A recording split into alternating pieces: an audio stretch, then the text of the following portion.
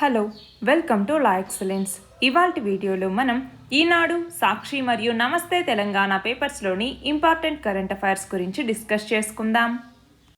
ముందుగా TSPSC group 1కి సంబంధించి తెలుగు మరియు ఇంగ్లీష్ మీడియంకి సంబంధించిన మాడ్యూల్స్ లా ఎక్సలెన్స్తో అవైలబుల్గా ఉన్నాయి. అలాగే కోర్స్ అనేది స్టార్ట్ అవబోతోంది. దానికి సంబంధించి ఎవరైనా ఇంట్రెస్ట్ ఉంటే ఈ కాంటాక్ట్ నెంబర్స్కి కాల్ చేసి ఎన్రోల్ చేసుకోవచ్చు. మన నెక్స్ట్ ఆర్టికల్ వచ్చేసి ఉక్రెయిన్ రష్యా యుద్ధానికి సంబంధించి రష్యా మీద ఏవైతే ఆంక్షల్ని విధించాయో వివిధ దేశాలు వాటి యొక్క ఫలితం గురించి. ఉక్రెయిన్ మీదికి వెళ్ళినటువంటి రష్యా దానిని దారికి తీసుకురావడానికి అమెరికా, ఐరోపా సమాఖ్య ఏవైతే ఆర్థిక ఆంక్షలు విధించాయో అవి ఆశించిన ప్రయోజనాన్ని అందించట్లేదు. మానవ హక్కుల ఉల్లంఘన, అలాగే జనహననం కానీ, సైబర్ దాడులు, ఉగ్రవాదులకు ఆశ్రయం కల్పించటం, ఇతర దేశాలకి హాని కలిగించేటటువంటి కార్యకలాపాలను చేపట్టడం, ఇలాంటి నేరాలకు పాల్పడేటటువంటి దేశాల మీద ఆర్థిక ఆంక్షల్ని విధిస్తూ ఉంటారు. అయితే ఐక్యరాజ్య సమితి అలాంటి ఆంక్షల్ని విధించే అధికారం కలిగి ఉంది. ఐక్యరాజ్య సమితి పరిధికి వెలుపల కొన్ని ప్రధాన దేశాలు కూడా తమంతట తామే ఆంక్షల అస్త్రాన్ని ప్రయోగిస్తూ ఉంటాయి. అలా ఐరోపా, అలాగే అమెరికా ఇలాంటివి రీసెంట్గా ఏవైతే రష్యా మీద ఆంక్షలను విధించాయో అవి అన్నమాట. అయితే ఇరాన్, ఉత్తర కొరియా, మయన్మార్, క్యూబా, యుగోస్లోవేకియా, సెర్బియా ఇలాంటి దేశాల మీద గతంలో ఐక్యరాజ్య సమితి ఆంక్షలు విధించింది. లిబియా, ఇరాక్, సిరియా ఇలాంటివి కూడా గడిచిన 4 దశాబ్దాల్లో ఐక్యరాజ్య సమితి నుంచి బహుళపక్ష ఆంక్షల్ని, అమెరికా మరియు దాని మిత్ర దేశాల నుంచి ఏకపక్ష ఆంక్షల్ని కూడా ఎదుర్కొన్నాయి. అయితే ఈ దేశాలతో పాటుగా ఉగ్రవాద సంస్థలు, కంపెనీలు, వ్యక్తులు కూడా ఆర్థిక ఆంక్షల్ని ఎదుర్కొన్నారు. ప్రస్తుతం రష్యన్ కోటీశ్వరులు, పుతిన్ కుటుంబీకుల మీద కూడా ఇలాంటి ఆంక్షలు అమలవుతూ ఉన్నాయి. పోఖ్రాన్ అణు పరీక్షల తర్వాత కొన్ని భారతీయ సంస్థలు కూడా ఆంక్షలకు గురయ్యాయి. అలా ఆంక్షలకు గురైనటువంటి దేశాలు ఆర్థికంగా బాగా దెబ్బతింటాయి. ఇలాంటి ఆంక్షల్లో ప్రాథమిక అని, ద్వితీయ శ్రేణి ఆంక్షలు అనేసి 2 రకాలు ఉన్నాయి. అంటే ప్రభుత్వాలు, ప్రభుత్వ సంస్థల మీద విధించేటటువంటి ఆంక్షల్ని ప్రాథమిక ఆంక్షలుగాను, లేదా ఫలానా వ్యక్తులు, సంస్థలతో కలిసి వ్యాపారం లేదా ఇతర లావాదేవీలు నిర్వహించకూడదు అనేసి ప్రభుత్వాలు విధించే ఆంక్షల్ని ద్వితీయ శ్రేణి ఆంక్షలు అనేసి పిలుస్తూ ఉంటారు. ఎగుమతి లైసెన్సులు, రుణాల మంజూరుని నిరాకరించటం, నిర్దేశిత వ్యక్తులు, సంస్థలు తమ దేశాల్లో ప్రవేశించటాన్ని నిషేధించటం ఇలాంటివన్నీ ఈ తరహా ఆంక్షల కిందికి వస్తాయి. సాధారణంగా ఆర్థికంగా బలమైనటువంటి అమెరికా, ఐరోపా సమాఖ్య, జపాన్ లాంటి దేశాలు విధించేటటువంటి ఆర్థిక ఆంక్షలు తీవ్ర ప్రభావాన్ని చూపుతూ ఉంటాయి. అంటే వాటి సాధికార కరెన్సీలైనటువంటి డాలర్, యూరో, యెన్ల మీద అంతర్జాతీయ వ్యాపారం నడవటం దీనికి కారణంగా మనం చెప్పచ్చు. అయితే ప్రపంచీకరణ తర్వాత సంపన్న దేశాల ఆంక్షలు ఎక్కువ ప్రభావం చూపుతూ ఉన్నాయి. వీటికన్నా ఐక్యరాజ్య సమితి ఆంక్షలు మరింత ప్రభావం చూపుతాయి.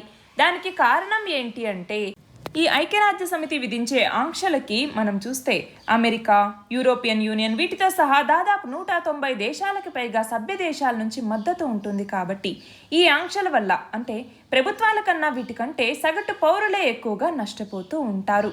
అయితే రష్యాని ఇలా ఉత్తర కొరియా, ఇరాన్, సిరియా ఇలాంటి దేశాల పక్కన లెక్కగట్టలేం. రష్యా అన్నటువంటిది ప్రపంచంలోని ఆర్థిక వ్యవస్థల్లో బలమైన వాటిలో ఒకటి. అంతేకాకుండా G20 దేశాల్లో కూడా ఒకటి.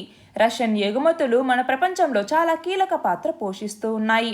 అయితే రష్యాకి ఇలాంటి ఆంక్షల్ని పక్కన పెట్టేసి మనం చూస్తే 2014లో క్రిమియాని ఆక్రమించినప్పటి నుంచి కూడా ఏదో ఒక రూపంలో రష్యా మీద ఆంక్షలు విధిస్తూనే ఉన్నారు.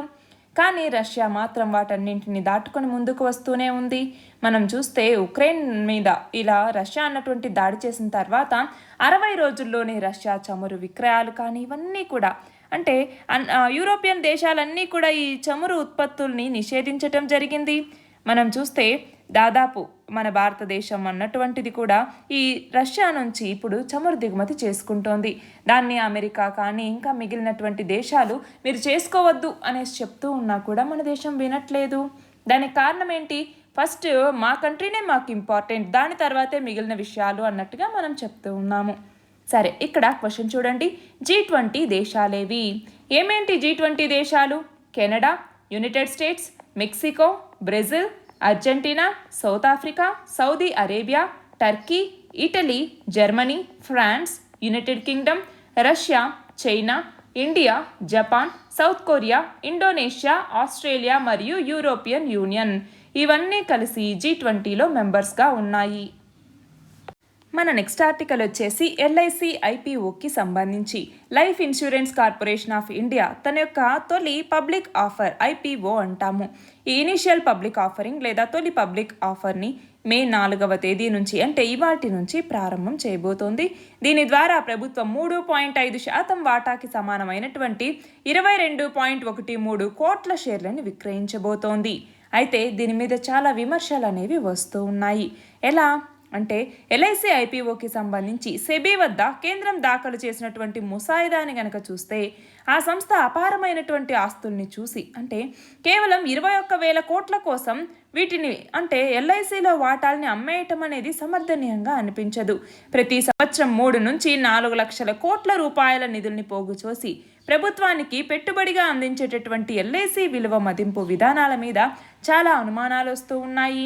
మిల్లిమాన్ సంస్థ 3 నెలల క్రితం మదింపు చేసి ఎల్ఐసి ఎంబెడెడ్ వాల్యుయేషన్ విలువని 5.4 లక్షల కోట్లుగా తేల్చింది.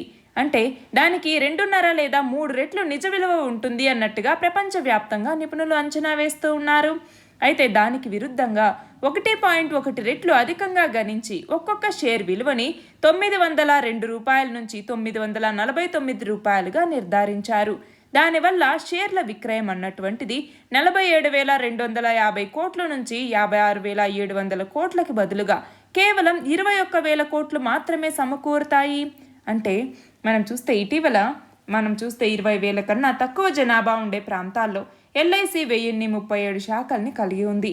అంటే లాభ నష్టాలతో సంబంధం లేకుండా గ్రామీణ ప్రాంతాల్లో కూడా ఎల్ఐసి సేవలు అందిస్తోంది. ఐపీఓ తర్వాత కొత్తగా పుట్టుకొచ్చే వాటాదారుల ప్రయోజనాల పేరుతో ఎల్ఐసి ప్రాధాన్యాలనేవి మారిపోవచ్చు. దానివల్ల ప్రజల సొమ్ము ప్రజల కోసమే అనేటటువంటి ఈ స్థాపిత లక్ష్యం ఏదైతే ఉందో ఆ స్థాపిత లక్ష్యానికి ఇది దూరమయ్యే అవకాశాలున్నాయి.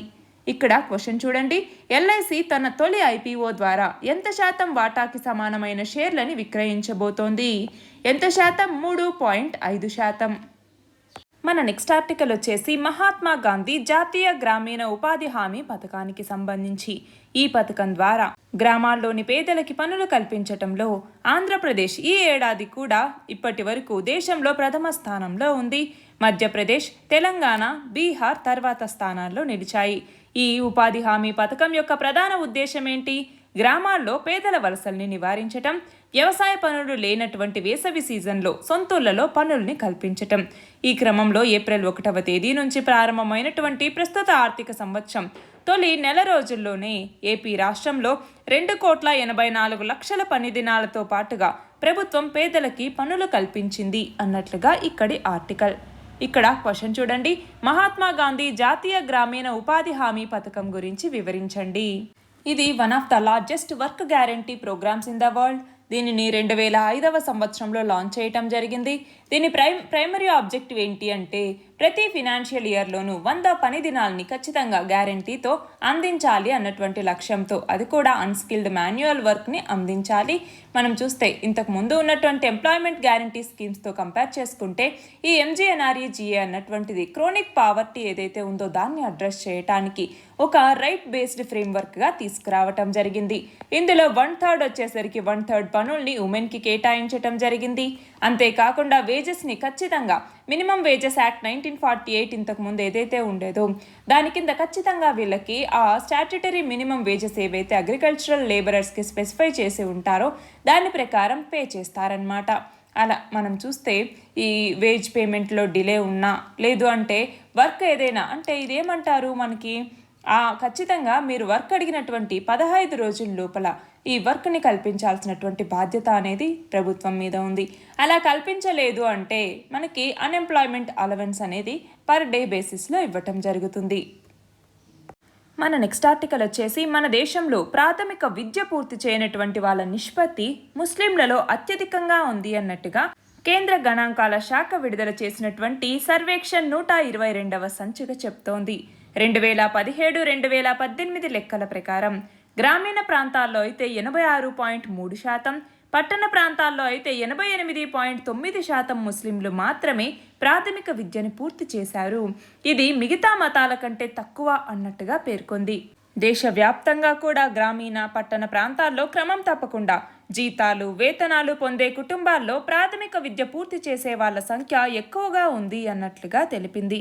అలాగే గ్రామీణ ప్రాంతాల్లో ప్రాథమిక విద్య పూర్తి చేసే వాళ్ళలో అతి తక్కువగా అంటే 89.8% వ్యవసాయేతర రంగంలో రోజువారీ కూలీ కుటుంబాలు ఉన్నాయి అన్నట్టుగా పేర్కొంది. గ్రామీణ ప్రాంతాల్లో వ్యవసాయేతర కుటుంబాల్లో 93%, వ్యవసాయ కుటుంబాల్లో 94.6% ప్రాథమిక విద్య పూర్తి చేసినటువంటి వాళ్ళు అధికంగా ఉన్నారు. ఇక్కడ క్వశ్చన్ చూడండి. జాతీయ సర్వేక్షణ్ 122వ సంచిక ప్రకారం గ్రామీణ పట్టణ ప్రాంతాల్లో ఎంత శాతం ముస్లింలు ప్రాథమిక విద్యని పూర్తి చేశారు? మన నెక్స్ట్ ఆర్టికల్ వచ్చేసి మన ప్రధాని నరేంద్ర మోదీ డెన్మార్క్ పర్యటనలో ఉన్నారు. ఇందులో భాగంగా డెన్మార్క్ వ్యాపారవేత్తలతో ప్రధాని మోదీ చర్చించటం జరిగింది. పెట్టుబడులు పెట్టకపోతే మీ అదృష్టాన్ని చేజార్చుకున్నట్టే అన్నట్టుగా మన ప్రధాని వ్యాఖ్యానించటం జరిగింది. అలాగే డెన్మార్క్తో ద్వైపాక్షిక అంతర్జాతీయ అంశాల మీద 2 దేశాల నేతలు కూడా చర్చించటం జరిగింది. మొత్తం 3 రోజుల ఐరోపా పర్యటనలో భాగంగా డెన్మార్క్కి ప్రధాని వెళ్లారన్నమాట. ఇక్కడ క్వశ్చన్ చూడండి. 2వ ఇండియా నార్డిక్ సమ్మిట్ ఎక్కడ జరగబోతోంది? ఎక్కడ? డెన్మార్క్లో. మన నెక్స్ట్ ఆర్టికల్ వచ్చేసి జర్నలిస్టులు, ఆన్లైన్ విమర్శకులు, స్వతంత్ర మీడియా సంస్థలు వీటిని లక్ష్యం చేసుకోవద్దు అన్నట్టుగా రిపోర్టర్స్ వితౌట్ బార్డర్స్ అలాగే మరి 9 మానవ హక్కుల సంఘాలు భారత ప్రభుత్వానికి విజ్ఞప్తి చేయటం జరిగింది. భావ వ్యక్తీకరణ స్వేచ్ఛని గౌరవించండి, ప్రభుత్వ నిర్ణయాల పట్ల భిన్నాభిప్రాయం వ్యక్తం చేశారన్నటువంటి ఉద్దేశంతో కానీ లేదా రాజకీయ కారణాలతో కానీ నిర్బంధించినటువంటి విలేకరులు ఎవరైతే ఉంటారో వాళ్ళని వెంటనే విడుదల చేయండి అన్నట్టుగా కోరటం జరిగింది. మీడియా స్వేచ్ఛకి భంగం కలిగించటం, ఉగ్రవాదం, దేశద్రోహం లాంటి ఆరోపణల మీద జర్నలిస్టును అరెస్ట్ చేసి వాళ్ళని విచారణ చేపట్టడం తగదు అన్నట్టుగా ఇవన్నీ చెప్పటం జరిగింది. ఇటీవల 2022కి సంబంధించి ఈ రిపోర్టర్స్ వితౌట్ బార్డర్స్ అన్నటువంటిది వరల్డ్ ప్రెస్ ఫ్రీడమ్ ఇండెక్స్ ర్యాంకింగ్స్ని విడుదల చేసినటువంటి సందర్భంగా ప్రపంచ మీడియా స్వేచ్ఛకి సంబంధించి మొత్తం 180 దేశాల్లో భారతదేశ ర్యాంకు ఎలా ఉంది అన్నటువంటిది చూస్తే 2016లో 132వ ర్యాంక్లో ఉన్నటువంటి మన భారతదేశం 2022 నాటికల్లా 150వ స్థానానికి దిగజారింది. ఇక్కడ క్వశ్చన్ చూడండి. 2022 వరల్డ్ ప్రెస్ ఫ్రీడమ్ ఇండెక్స్ ర్యాంకుల్లో భారతదేశ ర్యాంకు ఎంత? ఎన్నవ ర్యాంకు భారతదేశానికి? 150వ ర్యాంకు. మన నెక్స్ట్ ఆర్టికల్ వచ్చేసి ప్రపంచ జూనియర్ వెయిట్ లిఫ్టింగ్ ఛాంపియన్షిప్లో జ్ఞానేశ్వరి యాదవ్ రజత పథకాన్ని గెలుచుకుంది. గ్రీస్లో జరుగుతున్నటువంటి ఈ టోర్నీలో మహిళల 49 కేజీల విభాగంలో స్నాచ్లో 73 కేజీలు, క్లీన్ అండ్ జెర్క్లో 83 కేజీలు ఎత్తినటువంటి ఈమె మొత్తం మీద 156 కేజీలు లిఫ్ట్ చేసి 2వ స్థానంలో నిలిచింది. ఇక్కడ క్వశ్చన్ చూడండి. ప్రపంచ జూనియర్ వెయిట్ లిఫ్టింగ్ ఛాంపియన్షిప్లో రజతం సాధించిన క్రీడాకారిణి ఎవరు? జ్ఞానేశ్వరి యాదవ్. మన నెక్స్ట్ ఆర్టికల్ వచ్చేసి సూర్యాపేట్ మున్సిపాలిటీ. ఇది తెలంగాణకి సంబంధించినటువంటి ఒక మున్సిపాలిటీ. ఇది గృహాలు మరియు దుకాణాల్లో సేకరించినటువంటి సింగిల్ యూజ్ ప్లాస్టిక్ కవర్లతో ఆక్యుప్రెషర్ బోర్డులు, ఇటుకలు, మ్యాట్లు ఇలాంటి వాటిని రూపొందిస్తోంది. ఈ తరహాలో ఒక మున్సిపాలిటీ తయారు చేయటం అనేది మన దేశంలో ఇదే ప్రథమం. ఇప్పటికే ఇళ్ల నుంచి సేకరించినటువంటి చెత్తతో ఎరువు తయారు చేసి రైతులకి, మిద్దె సాగు చేసే వాళ్ళకి విక్రయిస్తూ వస్తోంది. తాజాగా ప్లాస్టిక్ కవర్లతో మ్యాట్లను రూపొందించి మరింత ఆదాయం ఆర్జించేందుకు ఈ మున్సిపాలిటీ కృషి చేస్తోంది. అలాగే ఇటీవల చెత్త నుంచి బయోగ్యాస్ తయారు చేసే ప్లాంట్ ఏర్పాటుకి ఒప్పందం కూడా కుదుర్చుకుంది. ఇక్కడ క్వశ్చన్ చూడండి. గృహాలు, దుకాణాల్లో సేకరించిన సింగిల్ యూజ్ ప్లాస్టిక్తో ఆక్యుప్రెషర్ బోర్డులు, ఇటుకలు, మ్యాట్లను రూపొందిస్తున్న మున్సిపాలిటీ ఏది? ఏ మున్సిపాలిటీ? సూర్యాపేట మున్సిపాలిటీ. ఇవాల్టి మన లాస్ట్ ఆర్టికల్ వచ్చేసి మ్యాక్స్ డోమ్ అనేటటువంటి యుద్ధ విమానానికి సంబంధించి ఇల్యూమిష్ IL-80 మ్యాక్స్ డోమ్ అనేసి పిలుస్తూ ఉంటాము. ఇది ఇప్పుడు తాజాగా వార్తల్లో ఉంది. మనం చూస్తే ఆకాశంలో ఎగిరేటటువంటి క్రెమ్లిన్ అంటే రష్యా అధ్యక్ష భవనమైనటువంటి క్రెమ్లిన్ పేరుతో దీన్ని ఆకాశంలో ఎగిరే క్రెమ్లిన్గా ఈ విమానాన్ని అంటూ ఉంటారు. అణు యుద్ధం లాంటివి సంభవించినప్పుడు రష్యాని పాలించటం దగ్గర నుంచి విమానం నుంచే అణు దాడికి ఆదేశాలు ఇచ్చేందుకు అవసరమైన ఏర్పాట్లన్నీ కూడా ఈ యుద్ధ విమానంలో ఉన్నాయి. ఉక్రెయిన్ రష్యా యుద్ధ సమయంలో ఈ యుద్ధ విమానం ఇప్పుడు కనబడుతూ ఉండటంతో కొంత ఉత్కంఠ అనేది రావటం జరిగింది. ఆ సందర్భంగా అసలు ఈ విమానానికి సంబంధించినటువంటి వివరాలని ఇక్కడ ఇచ్చారనమాట. ఇందులో సోవియట్ కాలానికి చెందినటువంటి ఈ విమానాలకి సంబంధించి ఇందులో అవసరమైనటువంటి ఇంధనాన్ని ఆకాశంలోనే నింపుకోవచ్చు. దీనికోసం కాక్పిట్ కింద ప్రత్యేక ఏర్పాటు అనేది ఉంది. అలాగే విమానం నుంచే రష్యాని పరిపాలించేందుకు ఏదైనా యుద్ధం జరుగుతున్నప్పుడు ఆకాశం నుంచే మిలిటరీకి ఆదేశాలు జారీ చేయటం కోసం, అలాగే అణుదాడికి ఆదేశాలు ఇవ్వటం కోసం కూడా ఇందులో ఏర్పాట్లు అనేవి ఉన్నాయి. అలాగే కాక్పిట్కి తప్ప విమానానికి ఇంకెక్కడా కూడా కిటికీలు ఉండవు. విమానంలో ముఖ్యమైన భాగం ఏంటి అంటే జ్వెనో ఎస్ అన్నటువంటిది. ఇందులో అత్యాధునికమైనటువంటి కమ్యూనికేషన్ గది అనేది ఉంది. విమానం పైన ముందు భాగంలో ఏర్పాటు చేసిన శాటిలైట్ యాంటెన్నాల సహాయంతో ఇది పనిచేస్తుంది. అలాగే సముద్రంలో సబ్మరైన్లలో అంటే ఏవైతే బాలిస్టిక్ క్షిపణులను కలిగేవి ఉంటాయో ఆ సబ్మరైన్లలో ఉన్న అధికారులకు ఆదేశాలు ఇచ్చేందుకు ఇందులో వెరీ లో ఫ్రీక్వెన్సీ యాంటెన్నా వ్యవస్థ కూడా అందుబాటులో ఉంది. 1987లో దీనికి సంబంధించిన తొలి యుద్ధ విమానం అనేది పూర్తయింది. మొత్తం 4 వీటిని తయారు చేశారు. 2008లో మళ్ళీ ఈ విమానాల్ని ఆధునికీకరించడం జరిగింది. జ్వెనో ఎస్కి సంబంధించిన 2వ వెర్షన్ని కూడా తయారు చేశారు. దీనిని 2 విమానాల్లో ఏర్పాటు చేశారు. ఈ విమానం పొడవు 60 మీటర్లు, రెక్కల పొడవు 48 మీటర్లు ఉంటుంది. గంటకి 850 కిలోమీటర్ల వేగంతో ఇది వెళ్ళగలదు. ఒక్కసారి ఇంధనం నింపిన తర్వాత 3600 కిలోమీటర్ల దూరం ఇది వెళ్ళగలదు. అయితే 2వ ప్రపంచ యుద్ధం అనేది ముగిసిన తర్వాత ఆ విజయానికి గుర్తుగా ప్రతి సంవత్సరం జరిగే కార్యక్రమంలో ఈ విమానం అనేది కనపడుతూ ఉండేది. అయితే 2010 నుంచి ఇది కనిపించట్లేదు. తాజాగా మళ్ళీ ఇప్పుడు కనిపించి ఇది వార్తల్లోకి వచ్చింది. మనం చూస్తే మే 9వ తేదీన విక్టరీ డే పరేడ్లో ఈ విమానం కనిపించబోతోంది. అందులో భాగంగా రిహార్సల్స్ చేసేందుకే ఇప్పుడు ఇది చక్కర్లు కొడుతోంది అన్నట్టుగా రష్యా రక్షణ శాఖ అనేటటువంటిది వెల్లడించింది. క్వశ్చన్ చూడండి, క్రెమ్లిన్ పేరుతో ఇటీవల వార్తల్లో ఉన్న యుద్ధ విమానం ఏది? ఇల్యూమిష్ IL-80 మ్యాక్స్ డోమ్ అన్నటువంటిది. నిన్నటి క్వశ్చన్ వచ్చేసి మొదటి ఆంగ్లో సిక్ యుద్ధం ఏ సంధితో ముగిసింది? ఏ సంధి? లాహోర్ సంధి. ఈ ఒప్పందం మహారాజా దిలీప్ సింగ్ హెచ్ హార్డింజ్ల మధ్య జరిగింది. దీని ప్రకారం రంజిత్ సింగ్ కొడుకైనటువంటి దిలీప్ సింగ్ని పంజాబ్ రాజుగా గుర్తించారు. దిలీప్ సింగ్ అప్పటికి 5 సంవత్సరాల వ్యక్తి అనమాట. దిలీప్ సింగ్ ప్రతినిధిగా అతడి తల్లి జింద్ కౌర్ని నియమించటం జరిగింది. అలాగే సిక్కులు తమ యొక్క సైన్యాన్ని నిర్దిష్ట సంఖ్యకి పరిమితం చేయాలి అన్నట్టుగా ఈ సంధిలో పేర్కొన్నారు. అలాగే ఆంగ్లేయులకి యుద్ధ నష్టపరిహారం కింద 1.5 కోట్లు, జలంధర్, అంతర్వేది, కశ్మీర్, హజారా, బియాస్ సింధు నదుల మధ్య ఉన్నటువంటి ప్రాంతాలు ఇవన్నీ దక్కాయి. ఇవాల్టి క్వశ్చన్ వచ్చేసి open network for digital commerce విధానాన్ని కేంద్ర ప్రభుత్వం ఏ 5 రాష్ట్రాల్లో ప్రయోగాత్మకంగా ప్రారంభించింది? దీని ఆన్సర్ కమెంట్ సెక్షన్లో ఇవ్వండి. కరెక్ట్ ఆన్సర్ రేపటి వీడియోలో చూద్దాం. All the very best and thank you very much.